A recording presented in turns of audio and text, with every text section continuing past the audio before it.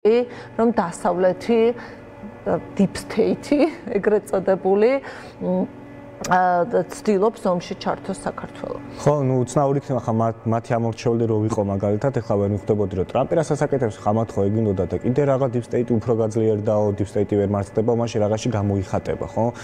წარმოიდგინეთ, ქართულმა ამით გამოაჩენს ნებაში მას გაინტერესებს მხოლოდ დასავლეთის დამოკიდებულება მისდამი როგორია და მის მიხედვით აღიქვას ის პერი არის თუ მოყვარის. ხო, არანაირი ტიპის ცვლადი არ არსებობს დასავლეთ როგორ უყურებს საქართველოს როგორც ქვეყანას, დასავლეთ როგორ უყურებს უკრაინას, დასავლეთ როგორ უყურებს კონფლიქტს მის ერთ-ერთი ცვლადი არის დასავლეთ როგორ უყურებს ერთ კაცს ბიძინა ივანიშვილს. თუ ბიძინა ივანიშვილის რამოდენიმე მილიონებს საფრთხემ უკრება რაღაც ბანკთან პრობლემა, არაინტერესებს ის ბანკი მდებარეობს დასავლეთში, ამის ფული რაღაც დასავლეთში გეოგრაფიულად მდებარეობს და რაღაცნაირად საქმე იქ განირჩევა, ესე იგი პრობლემა გვაქვს დასავლეთთან თელ ქვეყანას. ჩვენც უნდა დაგვაჯერეს, რომ ბიძინას პრობლემა შენი პრობლემა, იმიტომ რომ ბიძინას პრობლემა ქვეყანაში პრემიერის პრობლემა, იმიტომ რომ მისი დანიშნული მოხელია, ხო? რაღაცა და აქ შინაგან საქმეთა მინისტრის პრობლემა არის, რაც ბიძინასთვის პრობლემა, იმიტომ რომ მისი უშუალო უფროსი იყო, ხო, მისი დაცვა რო ხარ და მისი დაცვის უფროსთან მოდი იწყება შენი კარიერა, მთელი ქვეყანა რა ხან მისი სტაფია და მისი სტაფი როგორც უყურეს ბიძინას, მე ის სტაფი გავალდებულებს შეც ეგრე უნდა უყურო. ხლა ამ კონკრეტულ ვითარებაში ჩვენ ვხედავთ, რომ ტრამპის რიტორიკა ბევრად განსხვავებულია ვიდრე წინა ადმინისტრაციის უკრაინასთან მიმართებაში და თითქოს რაც ხოცებს უნდა და დაახლოებით რაღაც მაკეთ შეიძლება რომ მიყავდეს ეს ამბავი და მე მაინც ქართული ოცნება რაღაცით არის განაწყენებული, რაღაცა არ მოწოს. ამბობს რომ არა deep state ისევ ძლიერი, ამას რატო ამბობს? იმიტომ ამბობს რომ მიხვდება რომ მისდამი დამოკიდებულება არ იცვლება და არანაირი ამის ჯერ ნიშანწყალი არ არსებობს. ამიტომ ამით ჩვენ ხედავთ რომ მისთვის ყოველთვის თავარი პრობლემა არის ის თუ გარესამყარო მას როგორ უყურეს. ბიძინაიშვილი ამაში არის, ეს ემართება ხშირად გავსა ძალიან დიდად და ძალიან დიდი ძალაუფლების ხოლე ადამიანს როცა გაანსაკრო ყველა და ყველაფერი მის გამო ხდება. რომ ყველა და ყველა მას ებრძვის, ეს პარანოია არის. პარანოია არის მართლა დაავადება არის პარანოია, რამის კი არა, პარანოია ზუსტად ეგეთი დაავადება, როცა შენ თავს აღიქვავ სამყაროს ცენტრში და ყველაფერი მაგას ნიავიც რო უბერავს, გონია რა ხამნიამო ჩემთვის დაუბერა, ეს ამინდები ჩემთვის შეიცვალა. აი, ამ დამოკიდებულებით არის ბიძინა, რა ძალიან დიდი პრობლემა, როცა თელი ძალაუფლების მქონე ადამიანს ჭირს ეს პარანოია, იმიტომ რომ მე მისი ამ შიშებით იმართება მთელი ქვეყანა. ეს არის სამწუხარო, მე ყველაზე მეტად ეს მაწუხებდა და არჩევნებამდეც ამას ლაპარაკობდი თუ ეხლაც გავანებოთ თავი საგარეო პოლიტიკას, იმ პოლიტიკას რა როგორ ხდება. ერთი რამე უნდა ვიცოდეთ, როცა ერთი კაცი როგორც ფაშა მართავს ქვეყანას, რაც არ უნდა იმას ორიენტაცია გქონდეს პოლიტიკური, რაც არ უნდა იყოს, არ აქვს მნიშვნელობა, როცა კი ფაშა აზის ქვეყანას, შენ მის ემოციურ მდგომარეობაზე, მის ჯანმრთელობის მდგომარეობაზე, მის რაშიში ექნება, რა გაუხარდება, ვის მოწ ამაზე ხარ დამოკიდებული და როცა ასეთ ქვეყანაში ცხოვრობ, რა პუტინს არ შეუძლია ბიძინა დააშინოს. თუ ადამიანის შიშა, რა თქმა უნდა, დაბადებით პროპუტინისტიც რო არ იყოს, წარმოიდგინეთ თუ პუტინის ეს ეშინია და თავის შიშებით კიდე ჩვენ გავალდებულოს ისე ვიმუშაოთ, ქვეყანა მაშინათვეს გახდეს პრორუსულს, როცა მას რუსეთის შეეშინდება. და ასე ოპერირებს, ამიტომ თავარი პრობლემა ეს არის, ამიტომ არის რომ რაც არ უნდა შტატებში მოხდეს ჩვენს ქვეყანაში, მისდამ ეს არ აირეკლება ჩვენი ქვეყნის პოლიტიკაზე, იმიტომ რომ მის ერთი ხედვა აქვს ბიძინა ივანიშვილი, შეიძლება რაც არ გაახსენდეს დიდი ხანი და მას ეს აინტერესებს მხოლოდ, რაც არ უნდა სოფლიოში დაალაგდეს, რა ვიცი, რომ ყველგან ომი მორჩეს, ყველაფერზე დაალაგდეს და მშვიდობა იყოს, ის მაინც შეწუხებული იქნება თუ თავისი თავი არ დაინახა. ბიძინას მხოლოდ ეს აინტერესებს და გასაგებია, ხა ერთ კაც რა ეგეთ ხალხი არსებობს. უბრალოდ პრობლემა ის არის, რომ მთელი ქვეყანა მას შესცინებს. ხო და ამაზე დავფიქრეთ ადამიანები, როცა ხაზავდნენ იმას, რასაც ქართული ოცნება ქვია, ერთი კაცის ოცნებაში ყარ გადაიზარდა სინამდვილეში.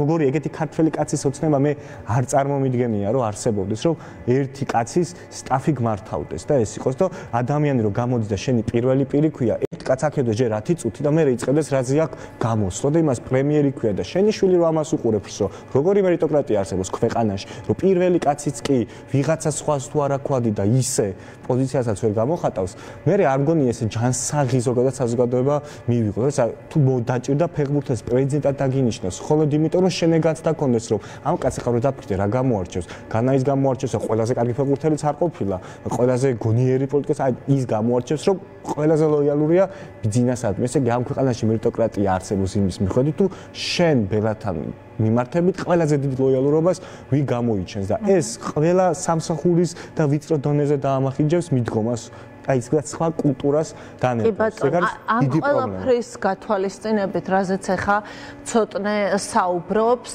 და იმ კონტექსტის გათვალისწინებით, რომელშიც ჩვენ ვიმყოფებით, ყველაფერი რო ასე ვთქვათ, გადავხედოთ, ხო, აი ბოლო 26 ოქტომბრის შემდეგ დღემდე რა ხდება, ხო, სხვადასხვა რაღაცა ის სხვადასხვა ეტაპები გამოვიარეთ გაყალბებული არჩევნები, ჯერ დამკვირვებლები იყვნენ აქტივისტებად გადაიქცნენ მერე, გამოვიარეთ რობოკოპების დარბევა, შემდეგ იყო სახლში უვარდებოდნენ ადამიანებს, შემდეგ იყო პოლიციელების ჯარიმები, დარბევები, მოკლედ რაღაცა სხვადასხვა ფაზები გამოვიარეთ. ახლა რაღაც კანონშემოქმედებითი პროცესი მიმდინარეობს, ყველა კანონი, რომელსაც იღებს ქართული ოცნება, თუ კი აქამდე ერთი რუსული კანონი ქონდა, მე სულ ამას ვამბობ, რომ ყველა კანონი, რომელიც მიიღეს 26 ოქტომბრის შემდეგ, არის რუსული, იგივე მედიის კანონი, იგივე ეს არასამთავრობო ორგანიზაციების კანონი და ასე შემდეგ.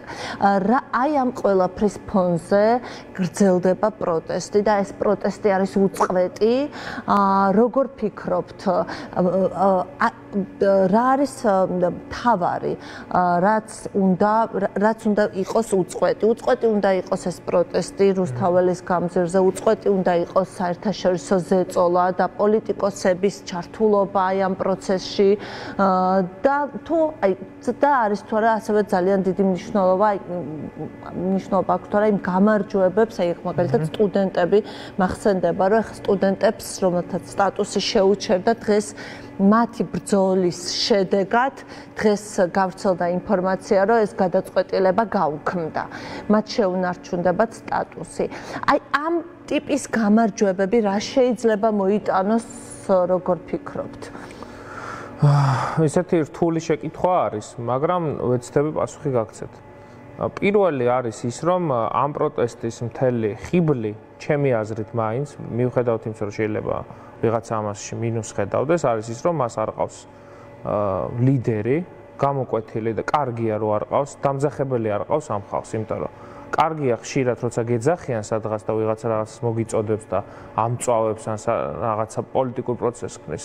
მაგრამ შეიძლება იგივე ლიდერმა გაგინადგუროს ეს პოლიტიკური პროცესი და თუმცა ალბათ ყველაზე კარგი იქნებოდა რომ ყოლოდა ლიდერი, რომელიც ამ ხრივ ავტონომიურია. კარგი, ეხლა ყველაფერი კარგი იქნებოდა რომ ყოფილიყო და 26 ოქტომბერსაც რომ ყოლოდა ოპოზიციას უფრო ძლიერად რო ყოფილიყავ წარმოადგენელი ზოგადად მიმაჩნია რომ ამ პროცესში როგორც ეს საზოგადოება ვინც კოლექტიურად რუსთაველის გამზირზეა შეკრებილი ან როდესაც უფრო დიდი აქცია უფრო მეტი ადამიანი მოდის როგორც აკონტროლებს და უკმაყოფილება აქვს ხელისუფლების მიმართ ისე უკმაყოფილება აქვს ოპოზიციის მიმართაც იმიტომ რომ სტანდარტიც მეტია ხო ზოგადად ამ ქვეყანაში მე მგონია რომ ამ პროცესის შემდეგ გამარჯვების შემთხვევაში ან საარჩევნო ციკლის ახალი საარჩევნო ციკლის ახალი არჩევნების მოპოვების შემთხვევაში პოლიტიკოსის დეფინიცია იცვლება რა იმიტომ რომ მე ძალიან ფრთხილი ვიქნებოდი ყველასთვის პოლიტიკოსის სტატუსის მინიჭებაზე და განსაკუთრებით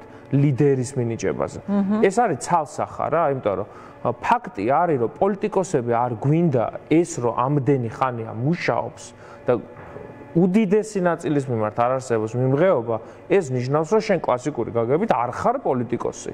იმიტომ რომ შენ თუ შენ ამომრჩეველთან გიჭირს მისვლა და ოპოზიციურ ამომრჩეველთან ვერ არკვევ საქმეს, შენი სიმართლე ვერ გაგაქ და შენს მიმართ სანდოობა არ არსებობს, ძალიან რთულია მერე რომ არჩევნები მოიგო ქართული ოცნების ამის მიზეზი პირველ რიგში არის ის რომ სიმართლის საუბარი არის პრობლემური ქართულ პოლიტიკურ სპექტრში განსაკუთრებით ბოლო წლებია.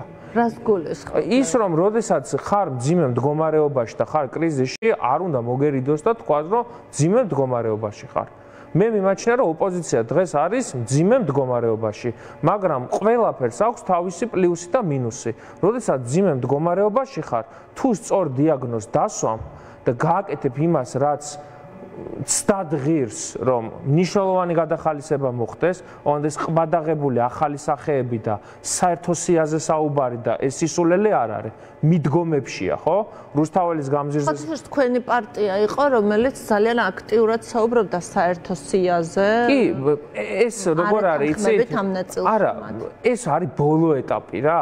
ჯერ უნდა წარმოდგე ისე, მე სულ ამას ვიმეორებ, გუშინ დავეწარი ჩვენი პოლიტპატიმრების პროცესს და ნამდვილად ამაყი ვიყავი, რომ ხედავდი ამ ადამიანებს და მიმაჩნია, რომ ისინი არიან ამ პროტესტისთვის ძალის მიმცემები, იმიტომ რომ რუსთაველის გამზირზეც ბევრს რო კითხოთ, რატოა მოსული პირველ რიგში პოლიტიკური პატიმრების სოლიდარობისთვის და მეორე და კაიგვარიანად მეორე რიგში არიან ახალი არჩევნების მოსათხოვად. მოდი აი ამიტომ ვიყოთ გულახდილები, სიმართლე ამას მოითხოვს, რომ ის საპროტესტო ტალღა რაც არსებობს, ბევრად უფრო მოტივირებული არის პოლიტპატიმრების განთავისუფლებით, რაც ბუნებრივია, ჰუმანური აქტია. ჰუმანური აქტია, მაგრამ მეორე არის რომ არჩევნების თემა არ არის. მაგრამ მეორე არის ის, რომ აქ ადამიანები არიან ციხეში და მეც ბუნებრივია. ჩემთვისაც ახლა ეს ალარმიზმი არის ჩართული ამ ბუნებრივია, მაგრამ ის ხო გასაღებია ის ახალი არჩევნებია რა. იმიტომ რომ თუ ახალი არჩევნები არ იქნა და 2028-მდე შევეგუეთ რომ ივანიშვილის პარლამენტია, შეიძლება ეს წყება პოლიტპატიმრების გამოვიდეს ორ თვეში 100 დაიჭირონ. მერე 300 და ესე უნდა გაგზავდეს. ეს არის ჩვეულებრივი ტყვეთას ყიდვა ქვეყანაში რა. ივანიშვილს ეს ადამიანები იქამდე ეყოლება ციხეში, სანამ ვერ გაცვლის. ანუ ტყვეები არიან რა, რუსები რო უცვლიან უკრაინელებს სამხედრო ტყვეებს, ამ მდგომარეობაში ყავს ცივილიზებულ სამყაროს და ჩვენ, ვინც ამ ქვეყანაში გვინდა თავისუფალ გარემოში ცხოვრება, ადამიანის უფლებებს ვაღიარებ, ერთი კაცის შკუაზე არ გვინდა რომ ეს ქვეყანა მოეწყოს, მათთან არიან სავაჭროდ გამზადებულები. მეტი არაფრისთვის არ არის, ხო? და ახალი არჩევნების იდეა როდესაც მიდის საუბარი ამ ყბადაღებულ ერთობაზე, ჩემთვის ერთობის, როგორც ესეთი, ამოსავალი წერტილი არის, რომ ამ ქვეყანაში შანსი ჯერ უნდა გაიზარდოს შანსი და მერე უნდა მიაღწიო, რომ ამ ქვეყანაში დაინიშნოს ახალი საპარლამენტო არჩევნები. დღეს ხო ამისგან, მოდი პირდაპირ ვთქვათ, შორს ვართ. ეს არ ნიშნავს, რომ მიუღწეველია. მე მიმაჩნია, რომ კრიტიკული ნახევარი გავლილი გვაქვს, მაგრამ ახალ ეტაპზე უნდა გადავიდეთ. მაგრამ არ ვიცი, აი როცა ვამბობთ, რომ შორს ვართ, ან ახლოს ვართ, როდის მივეგონა, რომ ახლოს ვიყავით? 2003 წელს ვიცოდით, რომ ახლოს ვიყავით. ამაშია საქმე. თუმცა 2003 წელს გამოკვეთილი ფიგურები იყვნენ და ის პოლიტიკური პროცესი აპარტიული არ ყოფილა, რაც ეხლა ხდება, ხო? იმიტომ რომ ჩვენ ვართ კლასიკურ პოლიტიკურ პროცესში, სადაც მოდით უტოპიურობა შევხედოთ ვითარების რა. საგარეო მიმართულებით ყველაფერი მიყავთ პოლიტიკურ პარტიებს, საშინაო მიმართულებით არაფერი არ მიყავთ პოლიტიკურ პარტიებს. ეს რაღაცით არის გამოწვეული. მე ეხლა ცოტნაც მინდა ვკითხო, როდესაც ჩვენ საუბრობთ, რომ საგარეო მიმართულებით ყველაფერი მიყავთ პოლიტიკურ პარტიებს, ვის ელაპარაკებიან საერთაშორისო პარტნიორები, როგორ აღიქმება პოლიტიკური ლანდშაფტი მათი თვალით? ანუ არის თუ არა მნიშვნელოვანი აქაც არსებობდეს რაღაცა ერთიანი პლატფორმა, რომელიც დაანახებს აი ამ ტიპის გასაგებია, შეიძლება ერთიანობის რაღაც არ ვიცი მოთხოვნა არის თუ არ არის, ხამაზე არ ვილაპარაკებ ბევრს, მაგრამ არის თუ არა მნიშვნელოვანი, რომ როდესაც თქვენ ესაუბრებით საერთაშორისო პარტნიორებს, იქ მაინც ისმოდეს აი 4 პარტიის ერთიანი პოზიცია. ხო, ნუ პირველი იმას აღნიშნა, რომ ჯერ ესე უყურებდა სხვა პარტიის წარმომადგენელს ესაუბროს და აი თავი კი მეც მაგას ვიტყოდი მქონდა და დღეს ის იშვიათი შეთხევა რომ ეგრე არის, რაც ლევანმა ისაუბრა, დიდ ნაწილში ცხადია ვეთანხმები, მე შეიძლება ჩემნაირად რაღაც გამომეხატა, მაგრამ მეც ამას გამოვხატავ. რა ნაწილში ეთანხმები? თვითრეფლექსია. ყველა თითქმის რაც თქვა, ყველა ნაწილში ვეთანხმები და ამაზე თვალის არ გასწორებას იდეაში არ მიყავართ კარგამდე და რაც არის მაგას კი უყურებთ. ხა რაც შეეხება საგარეოდ რაც ხდება, მან ძირითადად ზოგადად ახლა ერთობის დეფიციტი ხოლმე არც არის, სინამდვილეში მე ხდება ხოლმე რომ ადამიანები უბრალოდ თითხოვენ უკეთესი ხარისხის დასკვნები იქნას მე გამოტანილი. ამას ცალკე ლევანი მოიფიქრებს, თუ ერთად ჩავიკრებით მე და ლევანი და ერთად ვიტყვით, ეგ თავარი არის პროდუქტი. და ამას უყურებს ყველა. საგარეოს ნაწილშიც იმიტომ მოუღწევს რომ იქ ერთობა მუშაობს, რომ იქ უბრალოდ შედეგი იდება, თორე აქაც ერთად იკრიბება რა, რასთან მიმართებაში ეთერს ჩართავდა განსხვავებულ პოზიციებს ნახავდა ეს ხალხი ერთად დაფიქროს რომ მაგდას მე ჯერად დამინახე პირიქით. ვინ ვისთან რითი განსხვავდება, მაგის დანახვა უფრო გართულებული არის. ბოიკოტის ნაწილში ყველა ერთიანად შევიდა, პოზიციებს ყველა ერთად აჯერებს.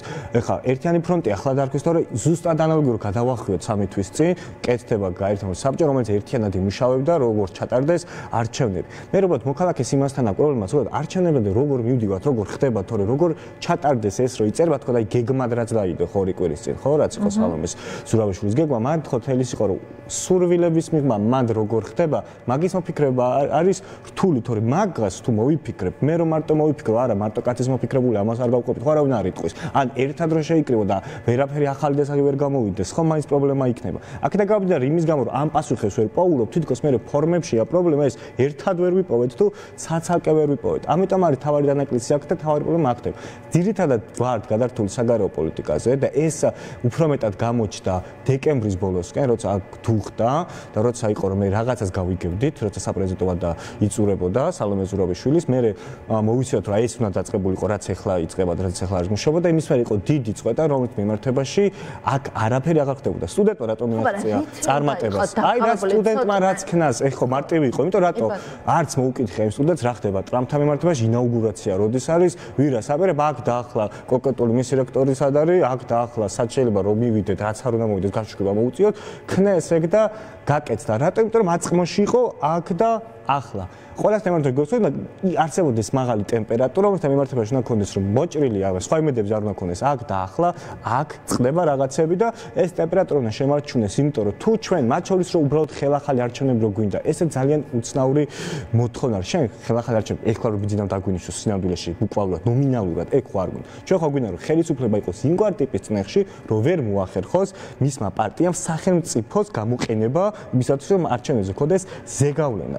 ამიტომ ამ მდგომარეობამდე მიყვანა გვინდა. შენ გინდა რომ აბა ბიძინა დათმეში წადი, არ გვინდიხარ და დაბრუნდეს კონსტიტუციურ წესრიგში ეს ქვეყანა და არა ისო თავისთავად არჩევნები გვინდა თუ ამას იძახ, ხო? იმიტომ მართლა რომ ხვალდაზე დაგინიშნოს. ანუ ეს სწორი მოთხოვნა არის თქვენ. არა, შენ შენ მოთხოვნას ემართლა შეგჭირდება პროცესი, სადაც ადამიანი ხდება, რომ უბრალოდ არჩევნები არ უბრალოდ მექანიზმი, როგორ უნდა დაალეგალო სიტუაცია. და სიტუაცია უნდა იყოს იმედი, შენ გადატეხო ქართულობა ზურგში, შენი პოპულარობა უნდა იზრდებოდეს ოპოზიციის ისე რომ ქართულობა ხდებოდეს რომ დღესვე მოსაწრებია არჩევნები, თორე ზეგ და მაზეგ უფრო მაგრა გაასხავს, ან მეორეს ხო ისეთ წნეხში არის რომ უბრალოდ ეცლება ადამიანები რაც ხდებოდა დეკემბრის თვეში და თქვენ დღესაც ვისაც ჩართავთ ხოლმე იმ კოდებს რომელიც გადლკოცდნენ იმ თვეების პროდუქტია ეგ ადამიანები და დღეს ეგ არ ხდება, იმიტომ რომ მე დავიჯერეთ რომ რაღაცა სხვიდან ესე გვიშველის. ამიტომ რატო არის ზელენსკი მაგარი, რატო არის ზელენსკის მოუწია თანაბრად დგომა რუსეთთან, იმიტომ რომ არ მიენდოთ რაც ყველა მიხვდა რომ ეს კაცი თავისას თვითონ ომობს, ის მისი ჯარია გასათვალისწინებელი და ის უკრაინელი ვის არის, იმ შეხვედრადაც ეგ სითამამე დაეტყო. ჩვენც აქ ჩვენ ხო ეხლა ტანკებით არ გვიწევს ბრძოლა, მაგრამ ხო გვიწევს ეხლა აქ იდეურად ქუჩაში აქცევით, აქაც ეგ უნდა გვეტყოს, რომ ჩვენ აი აქ დღეს და ამ წყონში მდგომარეობთ. გურის ამბავიც ხო ეგ იყო, ხო? რომ ხალხმა პოლიტიკა მოითხოვა იქ მის უბანში ესე. ამიტომ ეს იმედები მაგ დედალებს როცა გამოვკიდებთ აქ რომ ტემპერატურა ეცემოდა ეს რა გაღველებდა იანვარში, თებერვალში. აი ეს იყო ჩემი აზრით პრობლემა. რაც ხელახლა გასაგვიძებელია და იმედია 31 მაგას მოახერხებს. კი ბატონო, მადლობა.